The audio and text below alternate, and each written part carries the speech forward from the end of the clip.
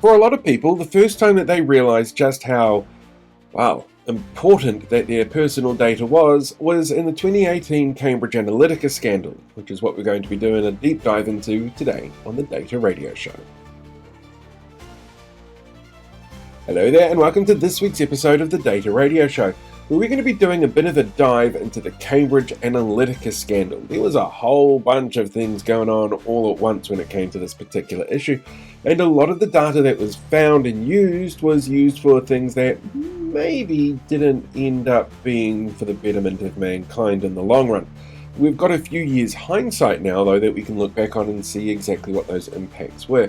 So we've fed a whole bunch of data and information from a range of sources into AI and said, hey, give us a hand on this one, and this is what it's come up with. But before we head over and have a listen to that, make sure that you give the channel a bit of a subscribe or a like for the video, or feel free to share the content. It'd be great to have you come along on the journey. Alright, let's jump over now and see what we can learn about the Cambridge Analytica scandal. Have you ever been online and just gotten that feeling that maybe things know a little too much about you? Oh, yeah. Like you're thinking about something and then poof, it's right there on your feed. Right. It's like we're swimming in data. We are. And it's like, whoa, who's using this stuff and what are they doing with it? I think that's a really, really important question. Yeah. So that's why today we are going deep. We are. You gave us a bunch of really interesting stuff to dig into.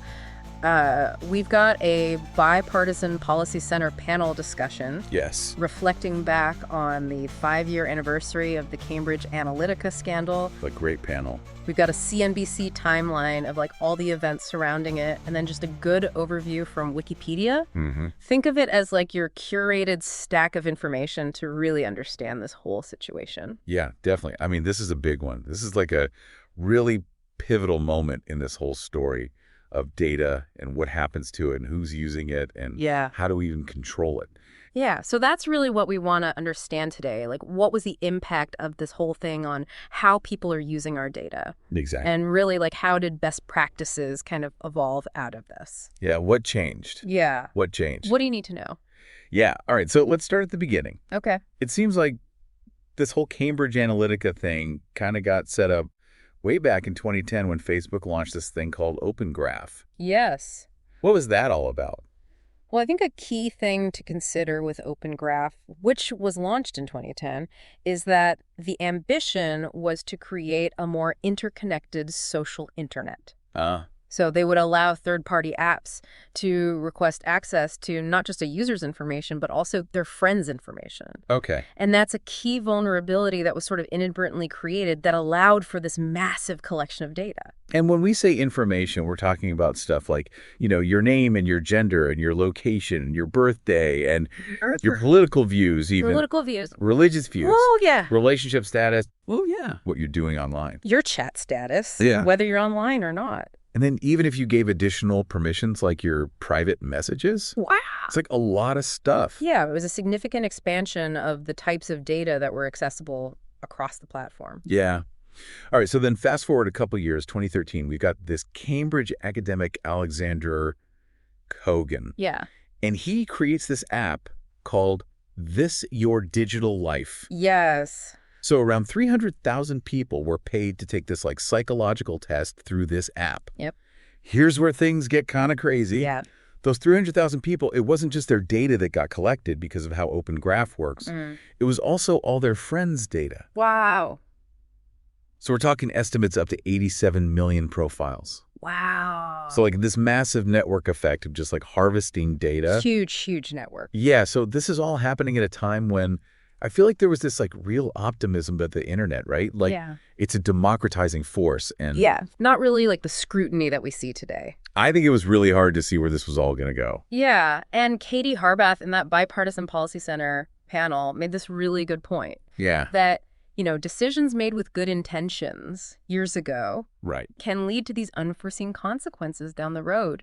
She was even talking about how Obama's 2012 campaign used these similar tools for targeted sharing. Yeah. And, that was seem as innovative at the time. Right. So really interesting how these perspectives kind of change over time. Yeah. And then, the techlash starts to emerge. Yeah. Particularly around Trump's election in 2016. Right. The Russian Internet Research Agency ads, and then Cambridge Analytica just like becomes this focal point. Yeah, I mean, this is the moment that things really come to a head. Yeah, so all this data is being collected. Right. How does this even come to light? Yeah. Like, how does the public even become aware that this is going on? It's really interesting, actually, because the unveiling of this story was a very gradual process. Okay.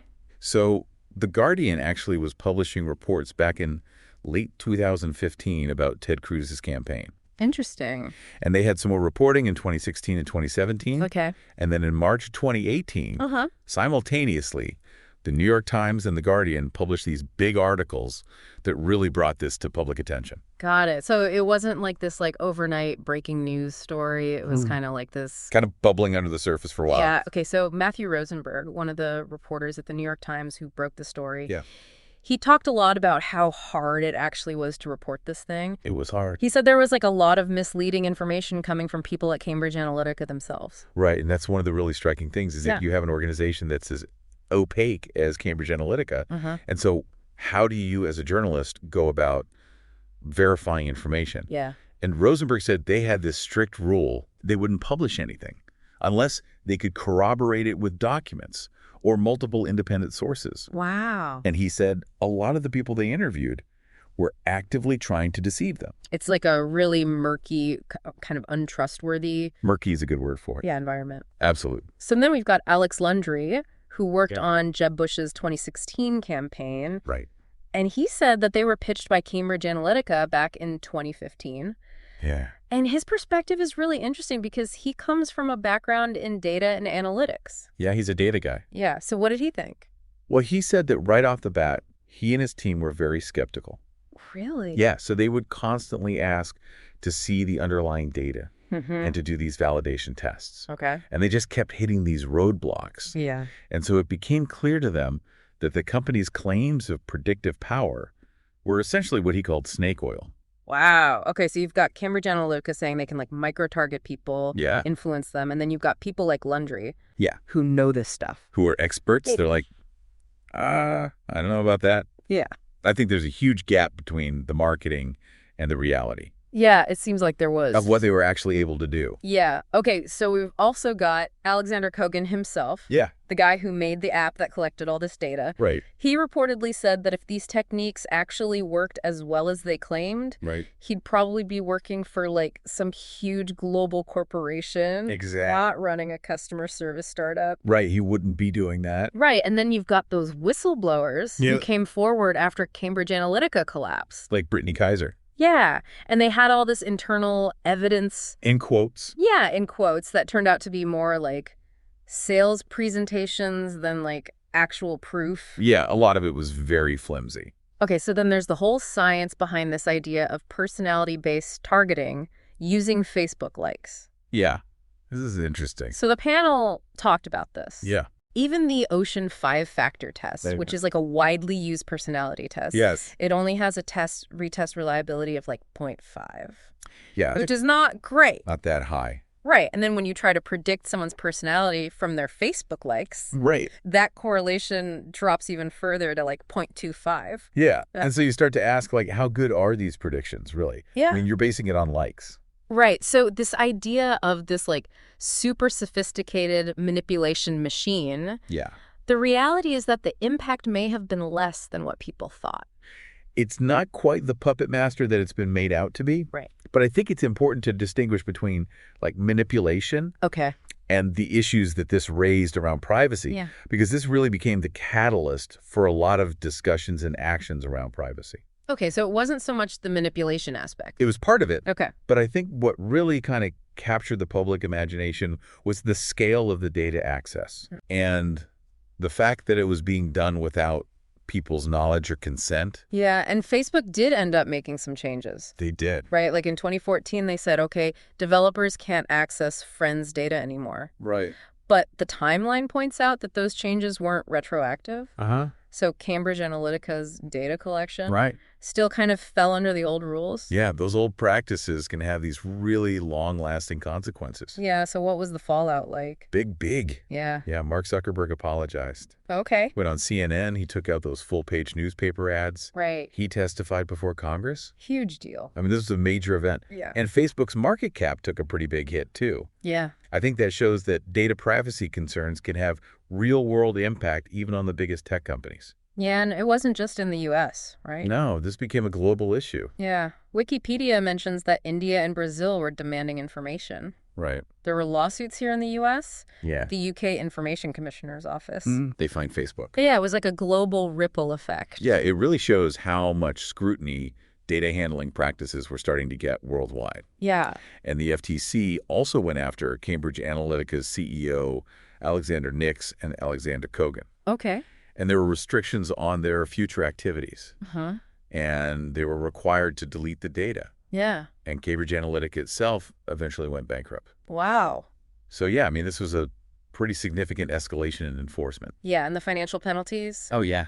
$5 billion fine against Facebook from the FTC. The biggest ever. Yeah, and then the SEC. Yep. $100 million settlement for misleading investors. About the risks of data misuse. Yeah.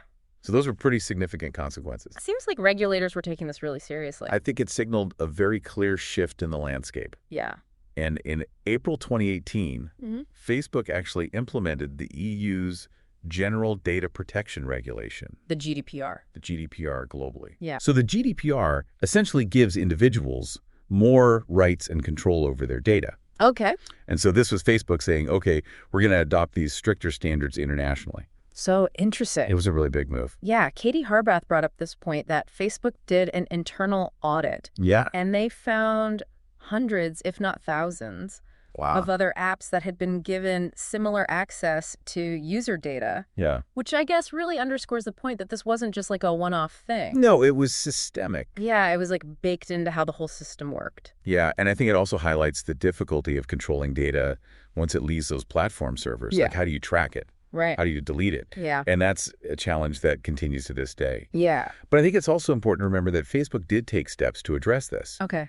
They shut down Open Graph for new apps in 2014. Right. And then for all the remaining apps by May 2015. Yeah. So it seems like there was a real change. Yeah, there was a pretty fundamental change. Yeah. Okay, so it seems like this scandal really kicked off a lot of changes. It was a catalyst. Yeah. But how did it change the way companies manage data? Right. And think about transparency, in a practical way. Well, Alex Landry mentioned that companies like his really started to put a lot more emphasis on data privacy. Okay. And we saw legislation like the CCPA in California. Right. Which gives consumers more control over their information. Uh-huh. And there's been this trend towards offering those sorts of rights nationwide. Interesting. So I think that really shows a shift in focus towards individual data control. So it seems like we're moving towards kind of like a baseline standard. Yeah. And Facebook and Google and other platforms started rolling out these political and issue ad transparency tools. Right. So this was to try to give users more visibility into who's paying for these ads. Who's behind them? Who are they targeting? Yeah. At least in theory. Okay. So these were direct responses to what happened with Cambridge Analytica. Okay. This was about bringing more accountability to online political campaigns. So how well do these transparency tools actually work? I think it's a mixed bag. Okay. I mean, Alex Landry brought up a good point that there's just so many ad variations now. Uh-huh. And they're changing so rapidly that it's hard for anyone to really keep up. So even though there's more transparency, right, it's still kind of hard to know what's really going on. Yeah, and there's still this whole debate about, where's the line between persuasion and manipulation when it comes to micro-targeting. Right. And the Cambridge Analytica scandal really put a spotlight on that. It's interesting looking back now, Cambridge Analytica has kind of become this shorthand for a lot of these anxieties that we have. I think it has become this sort of symbol of data privacy, manipulation, the influence of technology on democracy. Yeah, and we saw it come up in the TikTok hearings, which shows that it's still relevant. Absolutely. Yeah, and then you've got AI coming into the picture. Yeah, there's a whole other level. Yeah, generative AI. Imagine being able to create personalized political ads at a massive scale. I mean, the potential there is mind-boggling. Yeah, and that really throws in a wrench into the whole data management and transparency. I think it exponentially increases the challenge. Yeah, and then we've got all this data that we're generating. Right. But it still seems like it's hard to connect the online and offline worlds for like truly targeted advertising. Yeah, there are still these real challenges in linking things like anonymous Twitter handles to real-world identities at scale. So it seems like companies are trying, but it's not quite there yet. It's an evolving landscape. Yeah. So Katie Harbath, she mentioned being nervous about all the global elections coming up in 2024. Yeah, with good reason. Yeah, and how quickly campaign tools are evolving. I mean, things are changing so fast. Yeah. With AI, TikTok, all this stuff. Yeah, it's a really complex information environment. Yeah, and Matthew Rosenberg made a good point about how trust in traditional media is declining. Yeah. And that can create an environment where misinformation can really spread. It's a real problem because if people don't trust established news sources, where do they go for reliable information? Yeah, so then what happens? That's a tough question. Yeah, and it's interesting because even with all these transparency efforts, Katie Harbath said that a lot of users still don't manage their privacy settings or understand how their data is being shared. I think a lot of us are still just clicking through those privacy prompts without really understanding the implications. Yeah, so I guess like looking back, it seems like the Cambridge Analytica scandal, while it may not have been exactly what everyone thought it was still a really big deal. Like a wake-up call. Yeah, it showed us these unintended consequences of technology. Absolutely. It shifted the focus to data privacy. Yeah. And it led to all these efforts to improve data management and transparency. Yeah, I think that's a really good summary. Yeah. This was a pivotal moment. Yeah. And it had a lasting impact. So it seems like there's still a lot to figure out. Oh, yeah. We're just at the beginning. Yeah. So here's something for everyone to think about. Okay. As you're navigating your own digital life. What does true control over your data really look like? Yeah, what does that mean? Yeah, what does that mean in the future? And how do you balance convenience with privacy? Yeah, it's an ongoing challenge. It is. It is. Yeah, so think about that. Hey, thanks for checking out this week's episode. Don't forget to hit that like button if you haven't already, to share the video or subscribe to the channel so you can get updates when they come out. This is one I found really fascinating because personally when I was studying, this was the kind of dangerous scenario that we were always taught about when it came to people trusting, particularly the internet, as it was kind of known when I started studying many decades ago, without knowing exactly how their data was going to be used. So it's a really important reminder for people always to remember what happened there and to be aware of what's going on in your surroundings. All right, make sure that you have, as I said, done the sharey, subscribey, likey thing. Live long, prosper, be one with the force, and I will catch you guys all next time.